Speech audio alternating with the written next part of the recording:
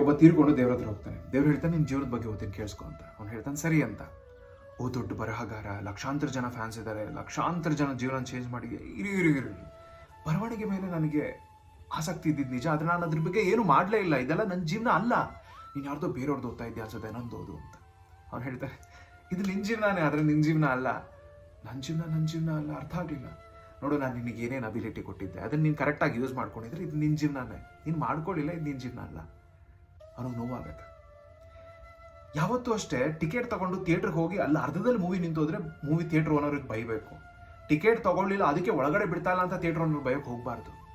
ನಿಮ್ಮ ಮ್ಯಾನೇಜರು ನಿಮ್ಗೊಂದು ಕೆಲಸ ಕೊಟ್ಟಿದ್ದಾನೆ, 1 ವಾರದಲ್ಲಿ ಆಗಬೇಕು ಅಂತ ಹೇಳಿದ್ದಾನೆ ಅಂತ ಅನ್ಕೊಂಡು ನೀವು 1 ವಾರದಲ್ಲಿ ಮಾಡ್ತೀರಾ. ಅದು ಅವನ ಮೇಲಿರೋ ಭಯನೋ ರೆಸ್ಪೆಕ್ಟೋ ಅವನು ಮಾಡ್ತೀರಾ. ಅದೇ ನಿಮಗೋಸ್ಕರ ನೀವೇನೋ ಮಾಡ್ತೀವಿ 1 ವಾರದಲ್ಲಿ ಅಂತ ಹೇಳ್ಕೊಂಡ್ರೆ ನೀವು ಮಾಡೋಕ್ಕೆ ಹೋಗೋದಿಲ್ಲ. ರೆಸ್ಪೆಕ್ಟು ಮತ್ತು ಭಯ ಇಲ್ಲ ಅಂತ ಅಂಥವ್ರ ಜೀವನದಲ್ಲಿ ಏನು ಸಾಧನೆ ಮಾಡೋಕ್ಕೆ ಸಾಧ್ಯ?